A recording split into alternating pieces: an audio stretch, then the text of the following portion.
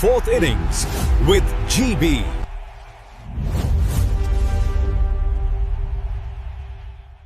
অভাবনীয় সব ম্যাচের কথা বলতে গিয়ে আমার 25শে জুনের কথা যেরকম মনে পড়ে, তেমনি 29শে জুনের কথাও মনে পড়ে। 25শে জুন 1983, 29শে জুন 2024। 25শে জুন এই 1983-তে যখন ভিভিয়ান রিচার্ডস প্রচন্ড মারছিলেন, তখন একটা মজার ঘটনা ঘটে। তখন মাঠের একদম ডিপ থার্ড ম্যানে ফিল্ডিং করছিলেন সন্দীপ পাটিল। যখন ক্রস ওভার হচ্ছিল ওভারের শেষে, তখন হেঁটে যাওয়ার সময় সুনীল গাভাস্কর বলেন, স্যান্ডি, তুমি যেখানে ফিল্ডিং করছো তার পেছনেই পাম্মি বসে আছে, ওকে বলো যে এখনই বেরিয়ে যেতে, কারণ এরপরে ভিড় হয়ে যাবে, বেরোতে অসুবিধা হবে, এখনই যেন চলে যায় পেছনের রুটে। তো সন্দীপ পাটিল গিয়ে সুনীল গাভাস্করকে হাত নেড়ে বলে যে সুনীল বলছে যে ভিভ যেরকম মেজাজে ব্যাট করছে, তুমি অলরেডি রেডি হয়ে যাও। এবং সেই সময় তিনি উঠে পড়েছেন, সেই সময় ভিভ রিচার্ডস আউট হয়ে যায়। আমার এখানে লজ থেকে অনেক কয়েক হাজার কিলোমিটার দূরে আমি যেখানে বসে এখন শুট করছি, সেই বাড়িতে একটা মজার ঘটনা ঘটেছিল। ওই একই আমার মনে হয় ভারতবর্ষের লাখ লাখ বাড়িতে সেদিন ওই একই ঘটনা ঘটেছে। ভিভিয়ান রিচার্ডস যখন ওই রকম মারছেন, আমি টেলিভিশন বন্ধ করে বাইরে নেমে রাস্তায় ঘুরছিলাম। হঠাৎ আমার জামাইবাবু, যিনি শপুরের ফ্ল্যাটে থাকতেন, তার চিৎকারে আমার সম্বিত ফেরে, কি না ভিভ আউট, চলে আয় চলে আয়। আবার ফিরি এবং তারপরে তো যা দেখতে পাই চোখের সামনে, সেটা ইতিহাস। ঠিক এরকমই একটা ঘটনা ঘটে 2024-এর ফাইনালে। তার আগে বলি, 2011-র ফাইনালেও একই রকম ঘটেছিল। 2011-র ফাইনালে যখন শ্রীলঙ্কার একটা বড় স্কোর চেস করে পরপর আউট হয়ে গেলেন সেহবাগ এবং তারপর টেন্ডুলকার, যিনি ওই বিশ্বকাপে রাজস্বিক ফর্মে ব্যাট করছিলেন, তখন মনে হচ্ছিল ভারতের আর কোনো জেতার আশা নেই এবং আবার একটা ব্যর্থ ওয়ার্ল্ড কাপ ফাইনালের ম্যাচ রিপোর্ট লিখতে বসবো। তাই ল্যাপটপ বন্ধ করে, পেন বন্ধ করে জাস্ট বসেছিলাম অবসন্নভাবে, ভাবিয়ে কি ম্যাচটা ঘুরে যেতে পারে। 2024 আরো বেশি চমকপ্রদ, কারণ 2024-এ যখন ভারত 176 করেছিল প্রথমেই 3 উইকেট পড়ে যায় 34 রানে। বিরাট কোহলি তারপর একটা দারুণ পার্টনারশিপ করেন অক্ষর প্যাটেলের সঙ্গে, যার 47 রানটা অনেকে ভুলে গেছে, কিন্তু ওই 47 সালে ভারত কিন্তু বিশ্বকাপ জেতে না।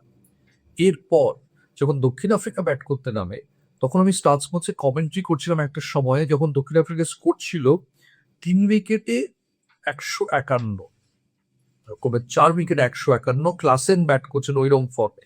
তার মানে জেতার জন্য করতে হবে আর জাস্ট 27 রান, হাতে 6 উইকেট। কমেন্ট্রিটার যা বলবে, যে কোনো কমেন্ট্রিটার যা বলবে, আমি তাই বলছিলাম যে এই ম্যাচ কার্যত নিয়ম রক্ষার হয়ে গেছে।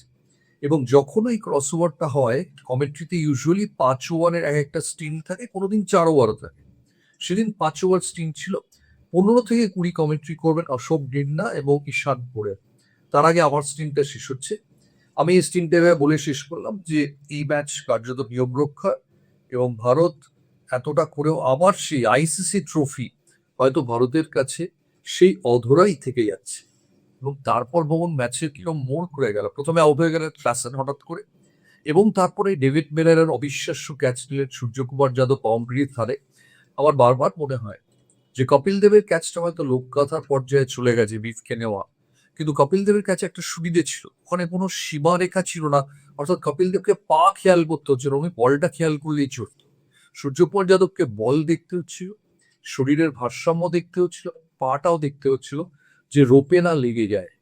এতগুলোর সামনে যখন তিনি ক্যাচটা ধরলেন, তারপরে ম্যাচটাই কমপ্লিটলি ম্যাচের মোড় ঘুরে গেল। এবং তারপর আমরা রাহুল দ্রাবিড়ের সেই ঐতিহাসিক লাফটা দেখেছিলাম, যে লাফটায় মনে হয়েছিল যে এই ওয়েস্ট ইন্ডিজ আমাকে 2007-এ যখন ক্যাপ্টেন হয়ে এসেছিলাম, এমন অভিশপ্ত সেই বিশ্বকাপ হয়েছিল যে আমাকে কর্ণ করে দেয়।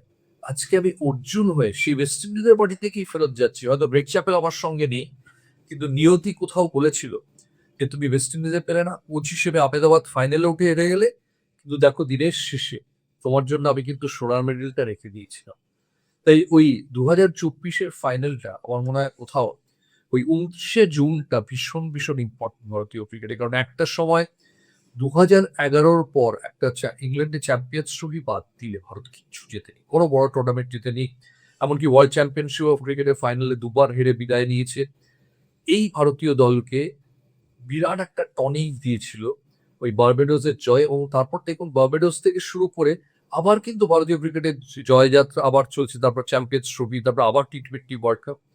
কিন্তু ওই দিনটা ভীষণ ভীষণ স্মরণীয়। তাই 25শে জুনের পাশেই আমি 29শে জুনকে বসাতে চাই।